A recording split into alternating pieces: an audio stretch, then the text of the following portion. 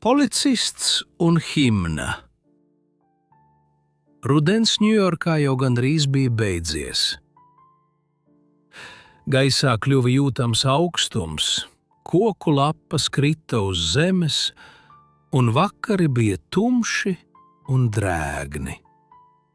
Cilvēki domāja par tuvojošos ziemu, uzvilka siltākus mēteļus un steidzās mājās. Bet ne visiem bija mājas, kur atgriezties. Viens no šādiem cilvēkiem bija Sopejs. Sopejs dzīvoja parkā uz soliņa. Vasarā tas vēl bija paciešami, bet ziemā tur palikt bija gandrīz neiespējami. Viņam nebija ne darba, ne naudas, ne siltas istabas. Katru gadu, kad tuvojās augstums, viņš domāja par vienu un to pašu – kā izdzīvot ziemu. Viņš negribēja doties uz patvērsmi, jo tur cilvēkus stingri kontrolēja, uzdeva nepatīkamus jautājumus un lika pakļauties noteikumiem. Sopejam tas nepatika. Viņam šķita, ka cietums uz 3 mēnešiem būtu daudz vienkāršāks un drošāks risinājums. Tur būtu gulta, ēdiens un jumts virs galvas. Tāpēc viņš nolēma izdarīt kaut ko nelikumīgu, lai policists viņu arestētu. Viņam šķita, ka tas būs viegli un ātri. Viņš piecēlās no soliņa, sakārtoja savu veco jaku un devās pilsētā meklēt iespēju nokļūt cietumā. Vispirms Sopejs piegāja pie dārga restorāna. Viņš domāja, ka ieies iekšā, pasūtīs daudz ēdiena, paēdīs un pēc tam pateiks, ka viņam nav naudas. Tad atnāks policists un viss būs nokārtots. Taču šis plāns neizdevās. Tiklīdz viesmīļi ieraudzīja viņa nodriskātās drēbes un vecos apavus, viņi viņu nemaz nelaida iekšā. Sopeju vienkārši izstūma ārā uz ielas. Viņš nedaudz padomāja un izdomāja citu plānu.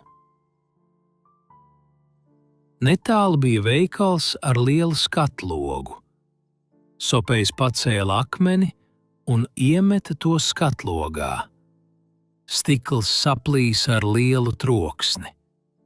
Tūlīt atskrēja policists. Sopejs palika turpat un pat pasmaidīja pie sevis, jo bija pārliecināts, ka tagad viņu noteikti aizvedīs. Bet policists paskatījās uz Sopeju un nolēma, ka īstais vainīgais noteikti bēg prom, nevis mierīgi stāv blakus izsistajam logam. Tāpēc viņš aizskrēja pakaļ citam vīrietim, kurš ātri gāja prom pa ielu. Sopejs palika viens. Tagad viņš jau sāka dusmoties. Viņš iegāja lētā ēstuvē, kur drēbes nevienu īpaši neinteresēja. Tur viņš tiešām pasūtīja ēdienu un paēda. Kad pienāca laiks maksāt, Sopejs atklāti pateica, ka viņam nav ne centa. Taču arī šoreiz viss nenotika tā, kā viņš bija cerējis. Darbinieki neizsauca policiju. Viņi vienkārši izmeta viņu pa durvīm uz ietves. Sopejs turpināja klaiņot pa pilsētu un meklēt jaunas iespējas. Viņš mēģināja uzvesties skaļi un nepieklājīgi uz ielas. Kliedza, smējās un izlikās piedzēries. Viņam šķita, ka policists tūlīt pienāks klāt. Tomēr policists tikai paskatījās uz viņu un pie sevis nodomāja, ka tas droši vien ir kāds jautrs students pēc svinībām. Viņš neiejaucās. Pēc tam Sopejs pamanīja labi ģērbtu sievieti, kas stāvēja pie veikala skatloga. Viņš nolēma uzvesties uzmācīgi, lai sieviete sauktu palīdzību. Viņš piegāja tuvāk, sāka runāt un smaidīt, taču notika kas pavisam negaidīts. Sieviete nevis nobijās, bet labprāt iesaistījās sarunā. Izrādījās, ka viņa pati nebija tik cienījama, kā Sopejs domāja. Viņa pat bija priecīga par viņu uzmanību. Sopejam nācās ātri iet prom.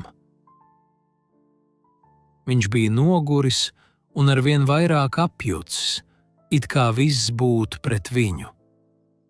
Katrs viņa plāns izgāzās. Tas, ko viņš gribēja, nepiepildījās. Viņš pat mēģināja atņemt kādam vīrietim lietus sargu, lai izskatītos pēc zagļa, bet vīrietis samulsa un teica, ka lietus sargs nemaz nav viņa. Arī šī ideja sabruka. Beigās Sopejs lēni aizgāja uz klusāku ielu. Tur stāvēja sena baznīca. Bija mierīgs vakars. Pēkšņi no baznīcas atskanēja skaista mūzika, himna. Sopejs uz brīdi apstājās un klausījās. Šī vienkāršā, tīrā melodija viņā kaut ko mainīja. Viņš atcerējās savu agrāko dzīvi, laikus, kad viņam bija cerības, cieņa pret sevi un vēlēšanās dzīvot citādi. Viņš pēkšņi saprata, ka nav dzimis, lai visu laiku gulētu uz soliņa un meklētu ceļu uz cietumu. Stāvot baznīcas priekšā, Sopejs pēkšņi pieņēma stingru lēmumu. No rītdienas viņš sāks jaunu dzīvi. Viņš atradīs darbu, sakārtos savu dzīvi un vairs nebūs bezpajumtnieks. Viņš sajūta sevī spēku, kādu sen nebija jutis. Pirmo reizi pa ilgiem laikiem viņš juta nevis izmisumu, bet cerību. Tieši tajā brīdī pie viņa pienāca policists. Viņš aizdomīgi paskatījās uz Sopeju, kurš vēlu vakarā stāvēja pie baznīcas un neko nedarīja. Policists īsi pajautāja, ko viņš te dara. Sopejs vēl bija pilns ar savām jaunajām domām un nepaspēja neko paskaidrot. Policists viņu arestēja par aizdomīgu uzvedību uz ielas. Nākamajā rītā tiesnesis ātri pieņēma lēmumu – 3 mēneši cietumā. Tā Sopejs saņēma to, ko bija gribējis visu vakaru, bet tikai tad, kad viņš to vairs negribēja. Šis stāsts parāda, cik dīvaina un neparedzama dažreiz ir dzīve.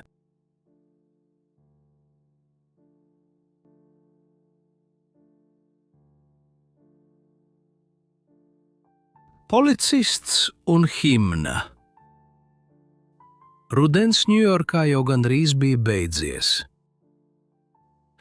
Gaisā kļuva jūtams augstums, koku lapas krita uz zemes, un vakari bija tumši un drēgni. Cilvēki domāja par tuvojošos ziemu, uzvilka siltākus mēteļus un steidzās mājās. Bet ne visiem bija mājas, kur atgriezties. Viens no šādiem cilvēkiem bija Sopejs. Sopejs dzīvoja parkā uz soliņa.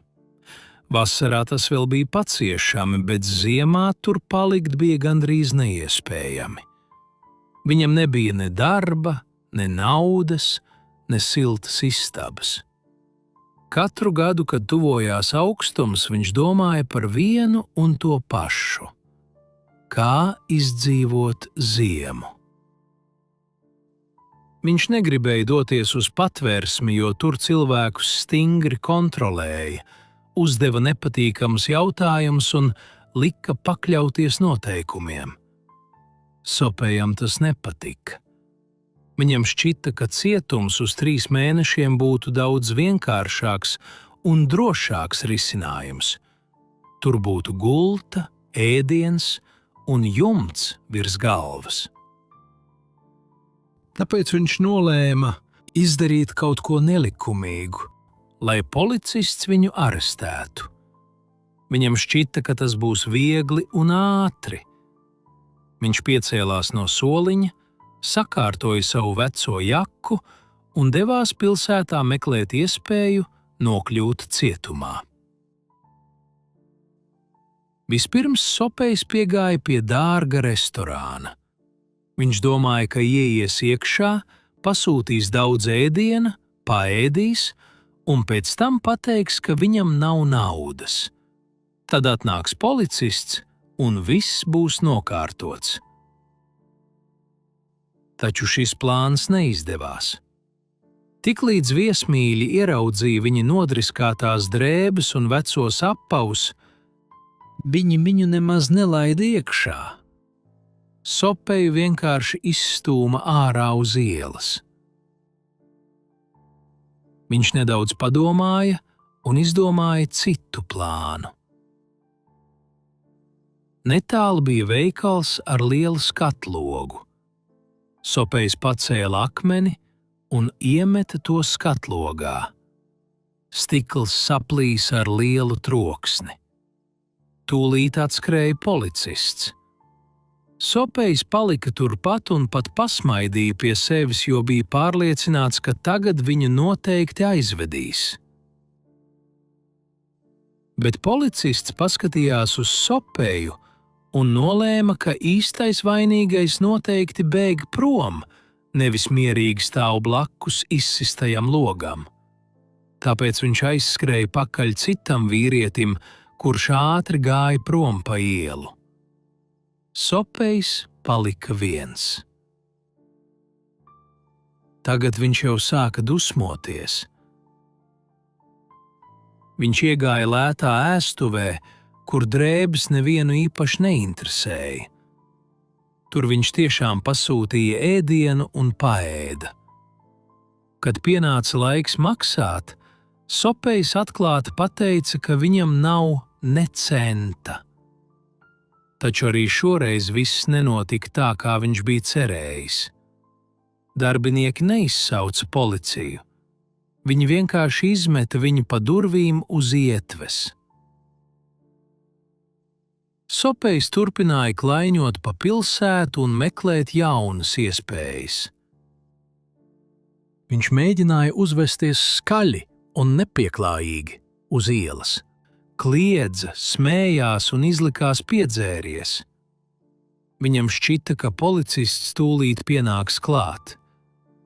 Tomēr policists tikai paskatījās uz viņu un pie sevis nodomāja, ka tas droši vien ir kāds jautrs students pēc svinībām. Viņš neiejaucās. Pēc tam Sopejs pamanīja labi ģērbtu sievieti, kas stāvēja pie veikala skatloga. Viņš nolēma uzvesties uzmācīgi, lai sieviete sauktu palīdzību. Viņš piegāja tuvāk, sāka runāt un smaidīt, taču notika kas pavisam negaidīts. Sieviete nevis nobijās, bet labprāt iesaistījās sarunā.